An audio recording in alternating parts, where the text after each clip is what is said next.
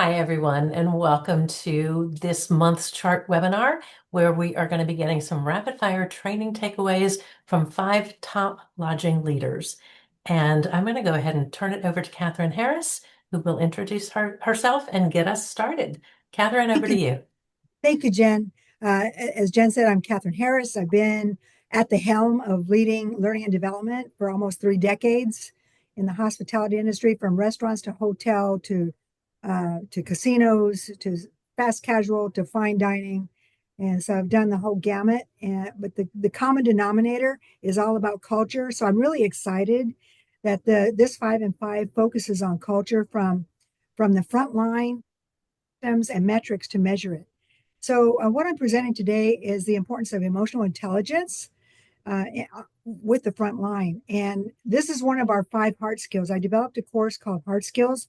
I'm writing a book on it. And emotional intelligence is probably the most critical, even though the other 4 skills are important. But we're going to focus on emotional intelligence today because if you look here, this little girl, what do parents always say? I'm going to stand you in the corner till you stop crying. So we really don't get an opportunity to learn about our emotions.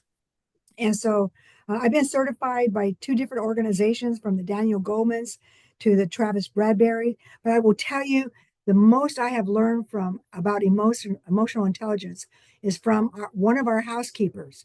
Her name was Maggie Orozco. One of the things, the deeper dives I was trying to take to reduce turnover in our housekeeping team was to get in the trenches with them. And we were walking across the property here at the Grand to get to her block of rooms so I could take pictures and videos, etc. And she said good morning to a couple of people. And they looked at her like, why are you saying good morning to her? She was emotionally intelligent. I almost got emotionally ignorant because I felt like, why are you not even speaking to her? She just said good morning. And so then later I found out that this happens a lot. Well, one of the things that Maggie taught me is that, you know what, at the end of the day, I'm going home to my family. I know where I'm loved. And I also know who I am. I know who I am to my core. And so I'm still always going to say good morning, because whatever they might have something on their mind, and whatever is keeping them from saying good morning to me, I'm not going to let that impact the joy in my day. And so I love that. And so I just wanted to start with that story before we go into this. So we'll go into the next slide now.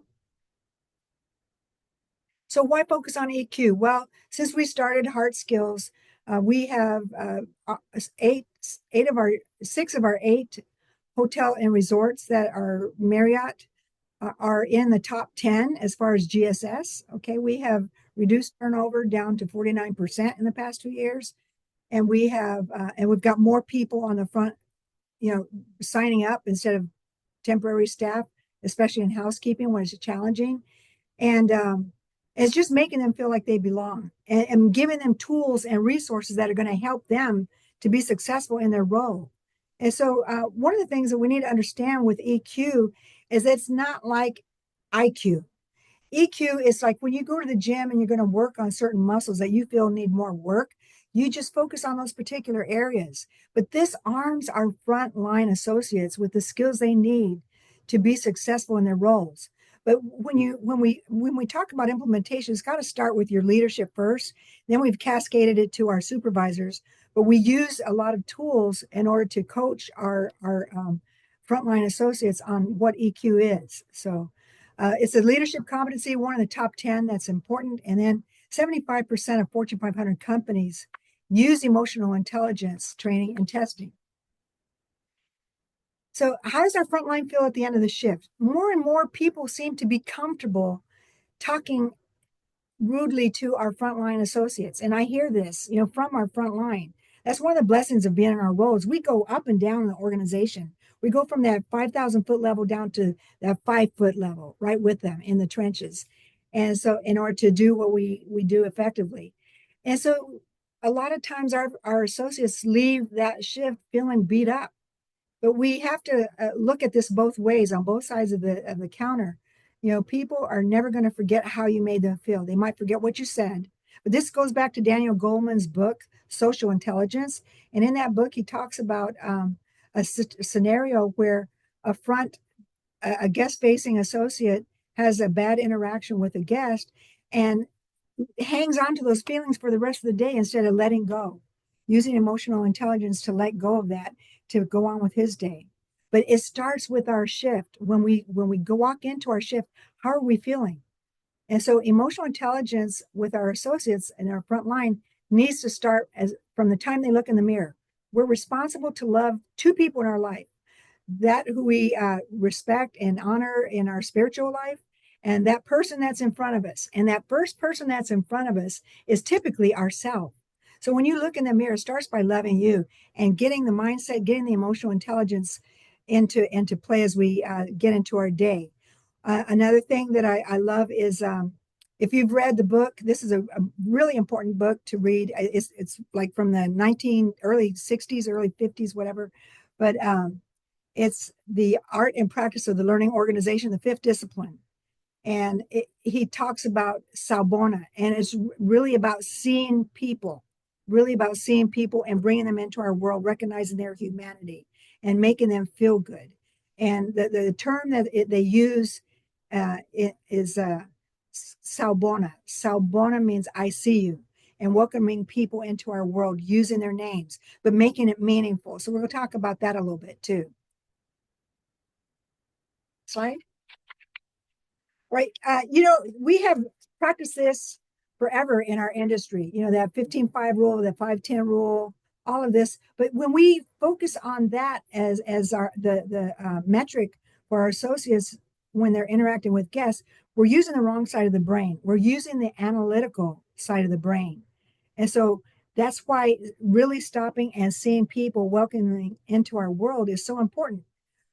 As we've evolved with technology, I use that term loosely, we have lost some of those touch points. People can check into the hotel keyless without even stopping at the front desk.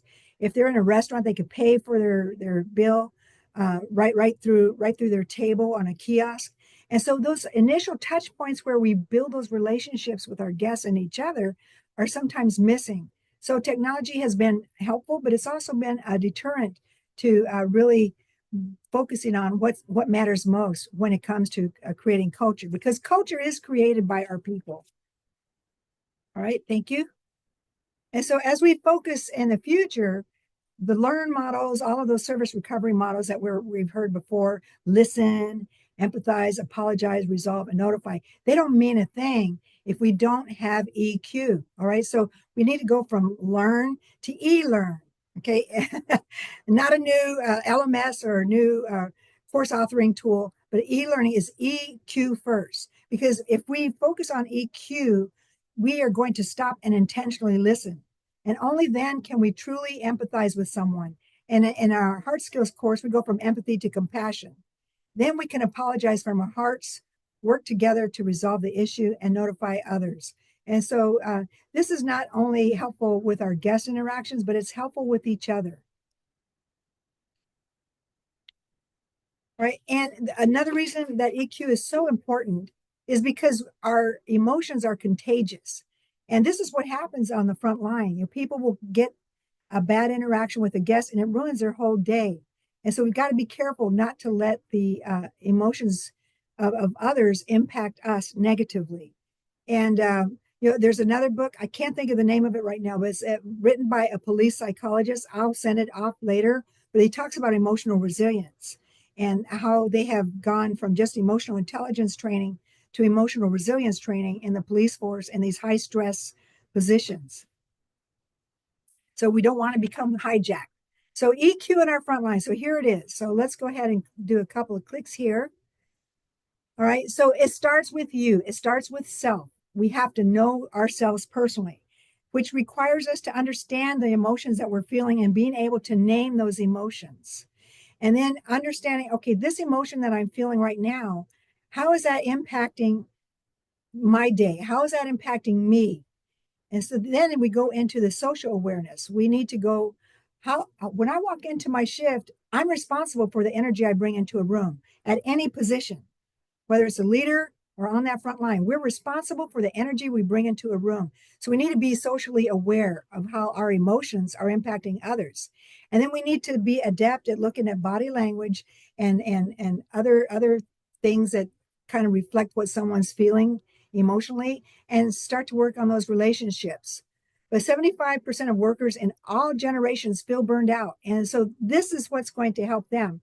And if you want to talk about retention, focus on EQ, giving them tools that are going to help them to be better, not only at work, but also in their personal lives. I've had so many people say that how much better their personal relationships are as a result of EQ training. So, right. This is a tool, and I'll send a handout. This is a typical handout that's in any EQ training, but it's a tool that we use for coaching. So once managers go through this, once supervisors go through this, if there's a mishap or a service recovery situation that maybe didn't go so well, instead of just documenting the discipline or giving write-ups, we want to sit down and have a conversation with that frontline associate and say, so how are you feeling in that interaction? How were you feeling? And help them to name that emotion. And then help them to regulate what might have given you a better outcome in that scenario. And the same with when we have team dynamics that kind of go off track. What do we do? How do we do this collectively and owning it together? How do we what kind of environment did we create emotionally with our teams? And then what could we have done better to improve our relationship given this scenario? And so it's really important. This is a good tool. And our managers are using it now. And I think it gives you more effective results when you focus on those service recovery issues than if you just document it. Give them a tool that they can use to take back. Right. So how do we get this started? Well, a couple years ago, you can invest $65 a person and get the administrative set up.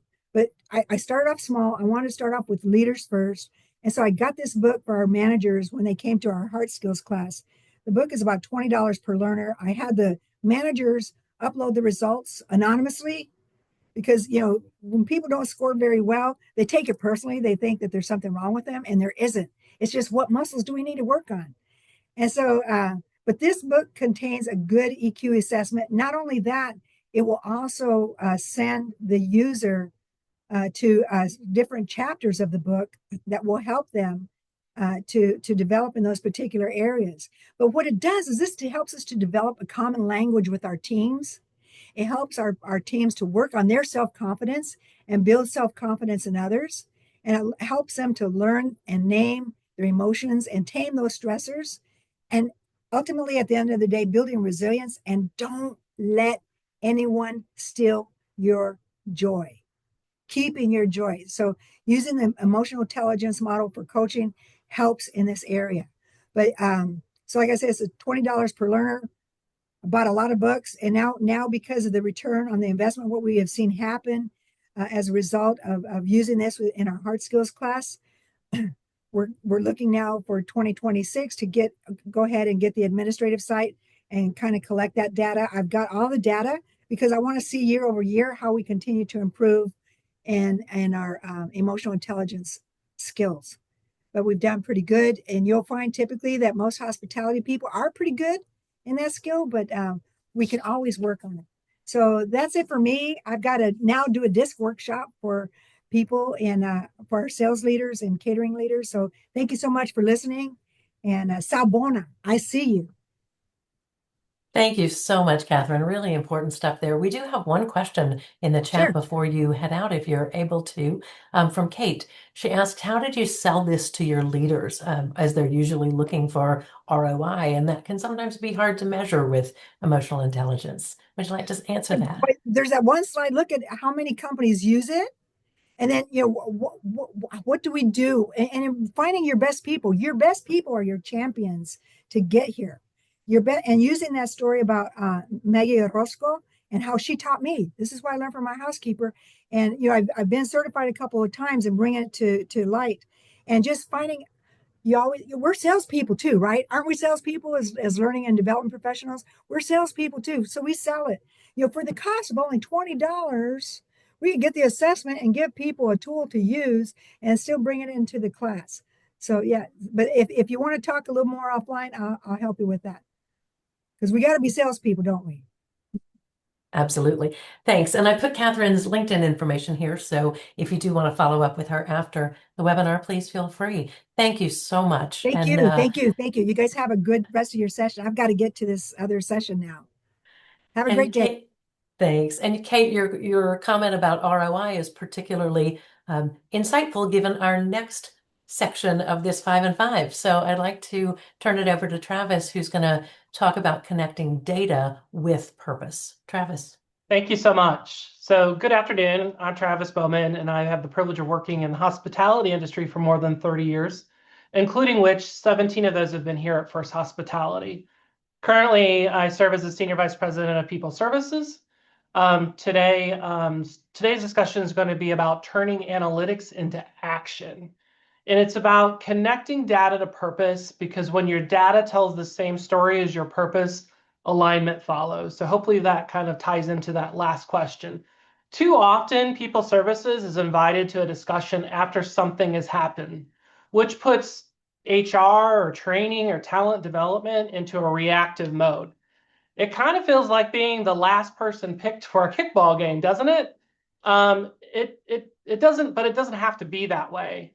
Adapt and uplevel your high and your the suggestion is to update and adapt your up level your high intentions and action plans with business metrics, so your story has more meaning to your counterparts in your organization. This discussion is focused on how effective leaders blend analytics and accountability, transparency and purpose to improve both performance and culture. So most companies have a scorecard or a dashboard. The difference with us is not what we measure, but how we share that information, how we engage leaders with it, and how we reward it. We've built one scorecard that everyone can see and trust. We've connected our core systems via Microsoft Power BI, so the data updates in real time and lives in one version of truth. So instead of stitching together reports, a leader opens one view that is always current so people can act. You are able to see 3 of our 5 pillars on the screen, and they probably look familiar to yours. We manage to market share, revenue growth, financial performance, associate engagement, and guest satisfaction. The difference is how we share that information, how we identify the most important high-impact key drivers under each pillar, and how we thread them into everything we do and everything we talk about. Each pillar shows a percentage to goal, which makes the results easy to read and easy to discuss. You'll notice in the upper left-hand corner, there's a score. I believe it's 98%. That score shows the overall scorecard achievement. That same percentage is the operator's bonus potential payout. So in other words, if this example was a live hotel, that operator would be achieving 98% of their quarterly bonus. So what we've done is we've tied results directly to rewards.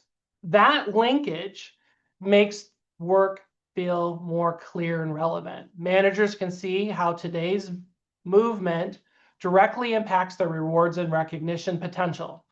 Our support team sees that same view. And when I say support team, that means from accounting to people services to commercial sales to operations, all the way across to the C-suite. That shared visibility keeps goals top of mind and turns awareness into action. Recognition then follows the numbers. So the wins are seen and felt. Once we made the view clear, we package success into our proprietary operational routines. We call those first foundations, and they are routines that any hotel or restaurant can follow. These familiar rituals and touch points make the numbers matter. It's how we've turned information into action and performance into recognition. The scorecard is our go-to in every leadership discussion. Typically, they start with it and sometimes they end with it. It's the compass that points us to our true north. We use the scores as a start. As I mentioned, we also use these scores as the starting point for development. The data sets the focus on what is working and what needs additional effort. It then highlights where coaching is needed and which teams to learn from. And leaders translate that into their next conversation. Sometimes it means removing roadblocks and acknowledging, and also gives us the opportunity to acknowledge progress. This is daily, sometimes hourly review by our managers, GMs, vice presidents, and senior vice presidents. We've also seen a correlation to those properties or leaders who look at the scorecard results more frequently tend to have the best results. Imagine that. So all of this accessibility reinforces the priorities and the follow through. Over time, the scorecard has become the compass for current and aspiring leaders. It's guiding their work and their focus and their behaviors towards the best results. Even it's pointing them towards higher compensation potential and career development and advancement. When the numbers and our why tell the same story, alignment follows. As you can see from the screen, people are growing at First Hospitality, roles are filling faster, teams fill our culture, guests experience the difference, and our results are improving. When this happens, that's the moment when people services is no longer the fixer, but rather a strategic business partner. To close, I just want to wrap this up in a nice little bow. To close, turning analytics into actions begins with intention. Focusing on the most important metrics and their key drivers turn data into daily habits.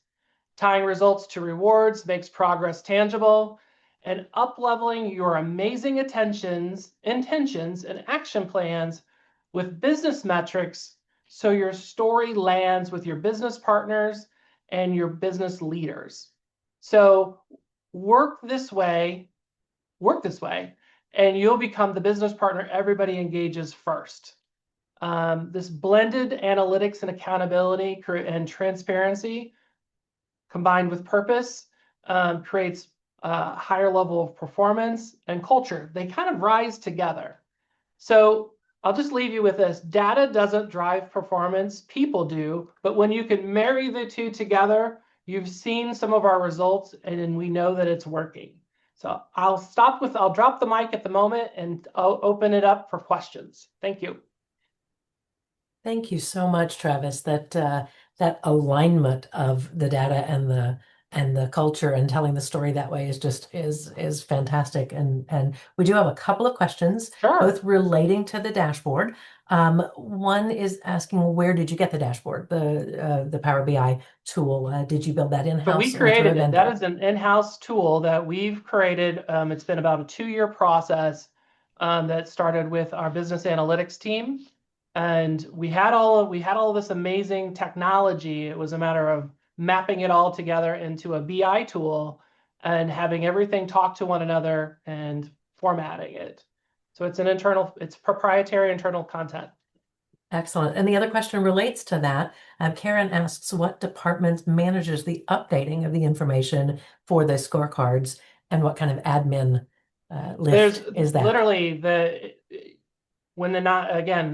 data is rolling 24/7. There's very little. We don't have an administrator for this dashboard. It's literally pulling data from our profit sort tool from our UKG tool to our Salesforce tool.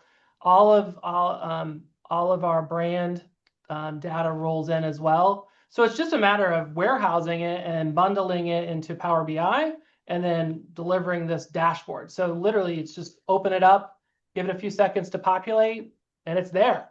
And it's running 24/7, like I mentioned. That's fantastic. We'll have time for more questions at the Sure. end of the webinar. But at this point, I'd like to turn it over to Christine Andrews, also from First Hospitality, who's going to focus on how we build leadership habits in our leaders to reinforce culture. Christine. Awesome. Thank you. Well, I'm Christine Andrews. I'm Vice President of People. I get to partner with Travis every day, and culture is really important to us. And I think it's a nice segue from what Travis was talking about and on the data. But now let's segue a little bit onto some of those leadership habits that help reinforce culture. And forgot to mention that I've been with First Hospitality for a little bit over 2 years, but I've been in the industry for over 30 years, involved in people, involved in HR and training. And culture has always been key to any hospitality organization. So I know that I'm preaching to the choir, but what I'm excited to share with you are some strategies or habits that have helped success in building our culture at First Hospitality. Every great hospitality experience starts with people who care, and that begins with a culture that cares for them. Hospitality companies everywhere talk about being people first, but the organizations that truly live it go beyond slogans. They design systems and behaviors that turn these words into daily routines and daily reality. And I am excited today to share my top strategies to help hospitality companies to help bring your culture to life. And again, I'm probably preaching to the choir. But first and foremost is define your purpose and make it personal. A clear purpose anchors your culture. The strongest purpose statements connect directly to associates, guests, and owners. Whether it's to care for each other or to make travel better, your purpose should feel authentic and actionable, and it should be personal to your organization. Pair those purpose with values that reflect your unique DNA. The key is ensuring that every associate knows what those values look like in action. And if Jennifer, if you can move to the next slide, I want to share the First Hospitality House. And our purpose as an organization is to care for you on our journey together. And that's built upon our 5 core values, which was our foundation. And if you can flip to the next slide. For each of our core values, we've identified behaviors and actions that not only encourages performance, but it helps bring those values to life. It really helps identify and demonstrate what those values are so associates can see that across the organization. And one of the things that Travis and I are most proud of is, we have this question as part of our surveys with our associates. And we recently refreshed our values last year, and these were launched. And one of the highest scoring questions on our survey is not only did our associates acknowledge that they knew what our values were, but more importantly, they saw these values being demonstrated by our leaders. So that gives Travis and I great comfort in knowing that not only are they known, but that they are alive and well within First Hospitality. If you can go to the next slide. The second strategy is making sure that those leadership habits or build those leadership habits that help reinforce the culture. Culture thrives when leaders model it daily. Consistency builds trust, and trust is what helps build culture. At First Hospitality, we've developed leadership playbooks that outlines expectations and rhythms for engagement, whether it's our hiring and selection playbook, our first path, which helps set the tone early, ensuring our new leaders are grounded in our culture and expectations, making sure for our hourly associates that what does their first day look like, their first pay, and their first month of employment. And First Foundations is something that Travis mentioned a little bit earlier, but it's really, we've identified what those activities and focuses that consistently drive top performance and results at First Hospitality through aligning our teams through proven practices. So these are the things that help make a successful hotel within First Hospitality, I guess, First Hospitalitized, if you will. It's setting those clear goals, focused leadership activities. It could be things like purposeful property walks or the daily huddles, one-on-ones, constant activations, recognition, and accountability. And regardless of the brand, it's really how we put the First Hospitality touch on our operations. It's how we turn engagement into performance and performance into results. The next strategy is replace reviews with conversations. I'm sure you all know that traditional performance reviews are fading fast in the hospitality industry, and it's not something that we've traditionally looked forward to when we have to do those annual reviews. And our recommendation is to consider adopting frequent check-in conversations. We actually, last year was the first year we got rid of those traditional reviews, check-in conversations happening 2 to 3 times a year. And these conversations are built, our goal is to focus on aligning expectations, support, and growth. The conversations are focused on how do we help the associate be the best that they can be in their current role? How do we help support associates? And how do we identify associates for growth?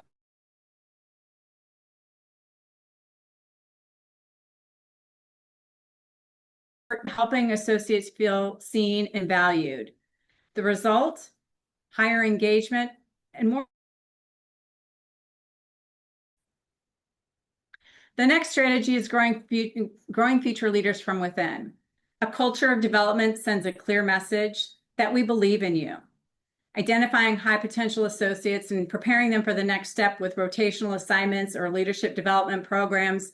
These are things that I know that all of you are doing. It's part of, and we know this. Our Future Leaders program that we've relaunched this last year is a 6-month long development program designed to help prepare our top talent for their next role and stretch assignments. We're really excited to see the number of promotions within our organizations, but like you, we want to make sure that when we are promoting people into their next role, that they're prepared so that they can be successful. When employees can see a clear path forward, they're more likely to stay and grow with you. The next strategy, recognize, celebrate, and repeat. Recognition is one of the simplest yet most powerful ways to reinforce culture. Whether it's quarterly awards, surprise celebrations, or unique incentives like a travel experience or wellness stipends, these are all things that can help keep morale high. The key is authenticity, and when recognition feels personal, timely, and connected to company values, it multiplies its impact. And the last strategy is listen, learn, and adapt. You've already heard me talk about engagement surveys, but regular engagement surveys and open communication tools help leaders understand what's working and where improvement is needed. What matters most is not just taking the survey, it's following up, it's acting on what the associates had to share so that you can make a real impact. People-first cultures are built through continuous feedback and evolution. It's not one-time initiatives. At its core, hospitality is human. When you put people first and back that promise with real systems and behaviors, you don't just create happier employees. You create a stronger business that delivers better experiences for everyone it serves. And culture isn't owned by human resources or training alone. It's shaped by leadership behaviors, accountability, and most importantly, a shared responsibility. Thank you. Thank you so much, Christine. That is, your point about culture being not a one-shot deal, but something that we have to really focus on every day, every minute is so important. So I'm going to turn it over to myself now and talk a little about creating a culture of ownership and helping our frontline team members shift from being checklist completers to experience makers. My name is Jennifer Belk, and I lead the Human Resources team for General Hotels Corporation. I'm also proud to serve on the board of CHART as the current president-elect. And I want to start with a question that we've all asked, whether we're in hotels or restaurants or any other organization at some point. We've asked ourselves, why did they do exactly what was on the checklist, exactly what the tasks were that they were supposed to do, and yet they still missed the mark when it came to guest service? And my answer to that is because checklists create compliance. Ownership creates experience. And in hospitality, task completion is just the cost of entry. Yes, we have to do the tasks. Yes, we have to, put in the drink orders correctly, and we have to, put the new sheets on the bed, and we have to do all the tasks. But guests really remember and care about how they felt. Checklists are necessary, but they aren't sufficient. What we really have to engender in our team members is a sense of ownership. And ownership isn't attitude. We think of ownership as a personality trait. It's not. Ownership is the result of three conditions being present. The first is clarity. I understand the goal. I'm clear on what I am supposed to do, not just the task, but the experience. The second is trust. I'm allowed to decide. I'm allowed to make the decision in the moment that's best for the organization and the guest. And the third is safety. I won't be punished for trying, even if I make a decision that's not the best one. When any of these three characteristics are missing, people default to the checklist. So how do we shift gears to a culture of ownership? We're going to look at 4 specific areas to look at when we're training, coaching, and leading our frontline team members. And the first is shift the focus of training from what to do to why it matters. Most hotel and restaurant and other training, especially for frontline team members, tends to teach steps. Do this, then take their credit card, then create their key, then build blah, blah, blah. Ownership training creates impact. So as trainers, when we're teaching a task, we want to always connect it to a feeling. So if the task, for example, is offer bottled water at check-in, instead of training them, offer bottled water at check-in, or thank the guest for being a loyalty member, or whatever it is, train, this is the moment that the guest feels cared for after their long, exhausting journey. This is the moment that the guest feels like we appreciate them. The bottle of water is the way we show that, but we're showing the feeling. And from a leadership tool, if we add every sentence to our training, or add this one sentence to every example of training or coaching, and even to our SOPs, this matters because. Here's why it matters. So the second tool is we're going to teach decision making and not just rules and processes. Checklist culture says, ask a manager. If you're not sure, ask the manager on duty, ask someone else. Ownership culture flips that around and says, use good judgment. So as trainers, we want to make sure we're building training scenarios where there is no perfect answer. Could be a guest arrives early and is really exhausted and yes, check-in time is 4 p.m., but is there an exception to the policy that's appropriate to make? Instead of asking, what's the policy? Ask, what outcome are we trying to create for the guest that we can do within the scope of what's right for the organization? Third, we are going to give people space to make mistakes and learn from them. Ownership dies in cultures where mistakes are punished. If employees think, I'll get in trouble either way, regardless of what I do, they're going to choose the safest option, which is just doing the bare minimum. So as trainers, we want to make sure we're normalizing intelligent risk to build a culture of growth and not punishment. We want to teach our leaders and supervisors to respond with, what did you learn? What would you do differently next time? And I appreciate that you tried to solve the problem when there was a mistake that was made, or a mishap, to use Kathryn's term. As a leadership tool, we can incorporate a learning moment of the week into our training or our daily huddles, not just what wins did we accomplish, but what lessons have we learned. And finally, we want to recognize behaviors that support the culture that we're trying to build, even if the results aren't there yet. Most recognition programs reward only outcomes, guest scores, reviews, revenue, profitability. And yes, those metrics are 100% important, and we are not going to ignore them. But to move toward a culture of ownership, we have to do more. Ownership cultures reward behaviors as well as results. So as trainers, we want to train our leaders to recognize things like a frontline employee anticipating a guest's need, taking initiative without being asked, being creative in their problem solving, being helpful to other departments and helping their fellow team members succeed. As leaders, we can create an ownership shout out template. I want to recognize, Jack for noticing such and choosing to do this great thing. To sum it all up, ownership culture creates experience makers. Checklist doers ask, did I finish my task? Experience makers ask, did I make someone's day better?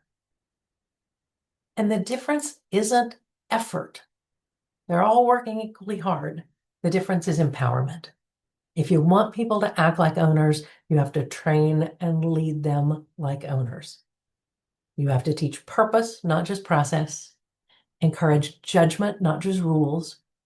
I mean, using good judgment, not judging other people, using good judgment, not rules, creating an atmosphere of safety, not fear, and recognizing initiative, not just perfection.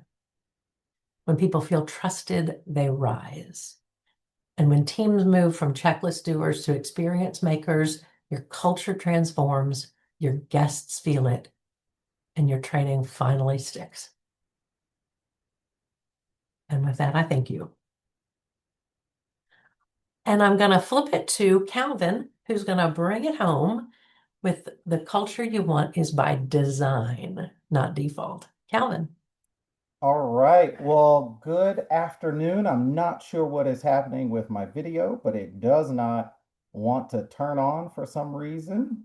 It's telling me that the host has to turn on, but that's okay. I can go ahead and talk and ideally it will come on. Well, you have heard from a number of our folks here, whether it was Kathryn, Travis, Christine, or Jennifer about the culture that you want. And before I get started, let me introduce myself. My name is Calvin Banks. I'm responsible for people development and culture for Pyramid Global Hospitality. I'm a past board member for Chart, past president for Chart, and I'm super excited. I'm super excited this summer. I'll actually be recognized as a lifetime member of Chart after 20 years of being with the organization. And like I was mentioning, you just heard four great leaders talk about the culture that you want. And you can go ahead and go to the next slide.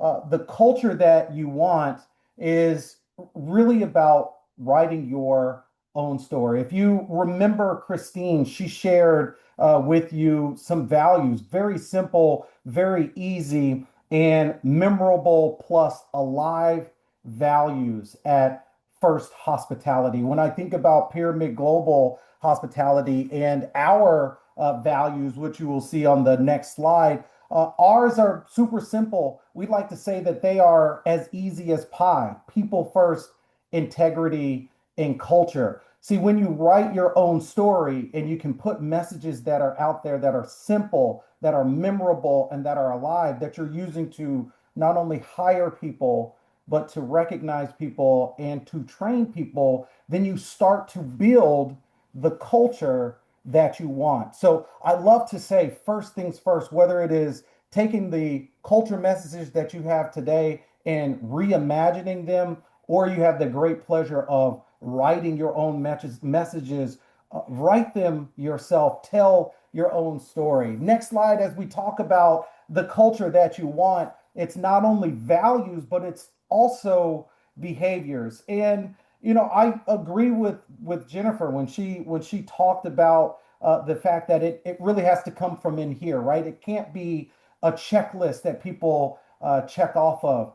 But here's the thing: sometimes we do have to create a playbook for people. We have to provide them with guidance. And when we're building the culture that we want, we have to create a culture playbook where we are talking about on the next slide, where we're talking about what are the things that we want to do to keep our culture alive, beginning with onboarding and orientation. And what are those steps? What are the things that we want to make sure that our new associates go through? How do we grow and develop from a continuing education standpoint, what are those things that they can count on the organization to recognize, as well as what are the things that we encourage the group or the teams to do at the property level to recognize from a recognition standpoint. All of these things we don't want to be by chance. We want to make sure that the culture that we want, that we are putting our fingerprints on it. And most, I wouldn't say most importantly, but important in that is putting your money where your mouth is. When you think about what Kathryn was talking about, she mentioned you could be as simple as $20 per associate or per person going through the EQ process. Or if you go to the next slide for us, it could be something as big as Associate and Manager of the Year, where we provide in our organization, we have a program again that is aligned to our values, where we are providing a great and memorable experience for individuals who receive Associate and Manager of the Year with funds, with money grossed up that they get, ideally life changing. One of our team members who won last year, they wrote us back and they told us about the fact that every single day they were taking an Uber to work. But with the money that we gave them, that they earned, I should say, that we awarded, that they earned, they were able to purchase their first car. Putting your money where your mouth is, as well as our Pyramid Cares Fund, where year to date, last year, 2025, we raised $250,000 to be able to help individuals with deaths or fires or different things with their family. When we talk about the culture that we want, we must put our money where our mouth is as well. And last but definitely not least, we have what gets measured gets done. You heard Travis talk about the scoreboard that they have with First Hospitality, and you can go ahead and go to the next slide as well. It's all about the things that you want to measure, the things that you want to encourage, whether it is the more than 1.4 million individuals or impressions that we have from a LinkedIn standpoint, whether it is 80% of our nearly 20,000 associates on not one but two annual surveys that we do, 80% of them take the survey. And then we have an EMPS score of 54. And actually, we updated that 74% number there was learning engagement. We are at 92% for 2025. What gets measured gets done. So here's the thing as you go to, I think it is the second to last slide, the culture that you want, you've heard it from Kathryn, you heard it from Travis, you heard it from Christine and Jen, and now you're hearing it from me. The culture that you want is by design, not by default. You have to create the culture that you want. And the bottom line is, if we go to the last slide and I get ready to turn it back to you and you can click it one more time, the bottom line is you have to be intentional about whatever it is that you do. And it truly does start from the top. From a PGH standpoint, everything that we talk about, whether it is rallies, town halls, recognition, culture, orientation, so on and so forth, it starts in the corporate office. We have a culture committee. We have all of the things that we would expect our properties to have. And that's what we have to do to create the culture that we want. Jen, I'll turn it back over to you unless there are questions.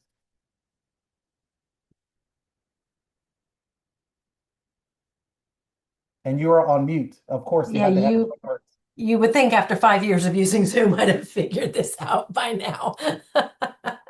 All right, I'm going to take a look in the webinar chat and see what, in addition to all the accolades for your 20-year lifetime chart, that's fabulous. Let's see what questions. Okay, there's one, and anybody else, those of you who are watching us live, please feel free to pop any questions that you have into the chat, and we will be happy to answer them now. So we've got Bryn asking, I appreciate the concept of incorporating learning moments into daily huddles. How do you frame them in a way that reinforces standards without highlighting a specific issue or making individuals feel singled out? Great question. In terms of keeping people from feeling singled out on making a mistake, I would ask them to share it in terms of what they learned and what they would do next time, rather than wallowing in what was done wrong. So really focus on, for example, I would say something like, Kelly had a great opportunity with a guest the other day that she could use as a learning opportunity. Kelly, will you tell us what you learned from that experience, rather than Kelly did this wrong, and next time she's going to do it better in this way. So it helps to reinforce the standards of what we're looking for, because we're focused on future achievement rather than past mistakes and past negativity. And then people start to see it's okay if I make a blunder, because I've got the space to do better next time. All right, let's look for other questions. I don't see any others in the chat or Q&A. So I'm gonna flip it to my last. Okay. If you're watching this, you're already familiar with chart, but I do want to make sure that everybody is aware of all the information that you can get on the chart.org website, and we invite you to explore membership if you're not a member with us now, and come to our website and learn more. At this point, since there are no other questions in the chat, we will say thank you so much for attending with us today, or watching us if you're watching this on a later time. And we will see you next month at our monthly webinar series. Have a great day. Bye-bye.